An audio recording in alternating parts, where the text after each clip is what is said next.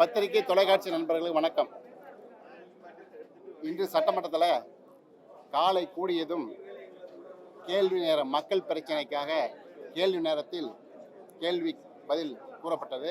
அது முடிந்தவுடன் 0 ஹவரில் நாங்கள் மாண்புமிகு சபாநாயகரை பார்த்து நாங்கள் தொடர்ந்து எங்களுடைய பாமக தலைவர் மருத்துவர் அன்புமணி ராமதாஸ் கொடுத்த கடிதத்தின்படி சட்டமன்ற பாமக குழு தலைவராக நானும், துணைத் தலைவராக சதாசிவமும், கொறடாவாக சிவகுமாரும் கொடுத்த கடிதத்தை இதுவரை அவர் ஏற்றுக்கொள்ளப்படவில்லை. நாங்கள் தொடர்ந்து இன்று 3வது நாளாக வலியுறுத்தி வருகிறோம். நேற்றும் சட்டமன்றத்தில் பேசுவதற்கு, அதை பற்றி கேட்பதற்கு வாய்ப்பு கொடுக்கப்படவில்லை. சபாநாயகர் அறையிலே நேற்று முன்தினமே சென்று நாங்கள் 2-3 முறை பேசினோம்.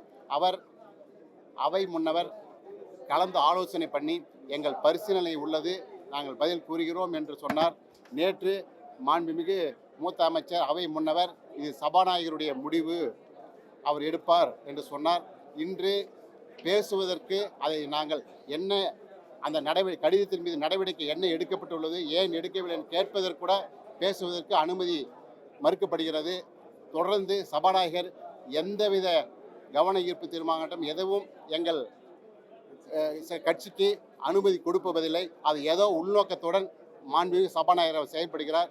மக்களுடைய சட்டமன்றத்தினுடைய கட்சியினுடைய தலைவர் எங்கள் பாமக அன்புமணி ராமதாஸ் கொடுத்த கடிதத்திற்கும் எங்கள் குழு நாங்கள் 3 சட்டமன்ற உறுப்பினர்களும் எழுதி கொடுத்த கடிதத்துக்கும் அவர் பரிசீலனை செய்வதாக சொல்லிக்கொண்டே இருக்கிறார். எந்தவித நடவடிக்கை எடுக்கவில்லை என்பதை தெரிவித்து நாங்கள் வெளிநடப்பு செய்துவிட்டோம். ஆன் பண்ணல. ஒருதலை பட்சமா நடக்கிறாங்க. சட்டத்தை மதிக்கல, கடிதம் கொடுத்தோம். கடந்த 4 ஆண்டு காலமாவே அவர் ஒருதலை பட்சமாக தான் சபாநாயகர் செயல்படுகிறார். ராணுவ ஆட்சி போல் நடத்துகிறார். அரசியல் சட்டத்தை மதிக்கல, நாங்க கொடுத்தது மதிக்கல, தேர்தல் ஆணையத்தை மதிக்கல, ஒருதலை பட்சமா நடந்துகிறார். அதை வன்மையா பாட்டாளி மக்கள் கட்சி சார்பிலும் தேர்ந்தெடுத்த மக்கள் சார்பிலும் நாங்க அவர் வன்மையா கண்டிக்கிறோம். அது மட்டும் இல்லை, நேற்று நாங்கள் கரூர் பிரச்சனைக்காக 3 சட்டமன்ற உறுப்பினர் கவன ஈர்ப்பு தீர்மானம் கொடுக்கிறோம். ஆனால் எங்களை கவன ஈர்ப்பு தீர்மானம் பேசுவதற்கு அழைக்கப்படவில்லை. நாங்கள் கேட்டும்பொழுது அதை அந்த சம்பந்தமாக கூட அழைக்கிறதில்லை. அதனால் தொடர்ந்து சபாநாயகர் அவர்கள் ஒருதலை பட்சமாக நடந்து கொள்கிறார். டயா பூஸ்டர், சுகருடைய ரிமோட் கண்ட்ரோல் இனி உங்க கையில. அனைத்து மருந்து கடைகளிலும் கிடைக்கும். செய்திகளை உடனுக்குடன் தெரிந்து கொள்ள கீழ்கண்ட கேபிள் மற்றும் டிடிஎச் நெட்வொர்க்குகளில் எம்நாடு செய்தி தொலைக்காட்சியை காணுங்கள். பாதகம் செய்பவரை கண்டால் நாம் பயம் கொள்ளலாகாது பாப்பா. மோதி மிதித்து விடு பாப்பா, அவர் முகத்தில் உமிழ்ந்து விடு பாப்பா.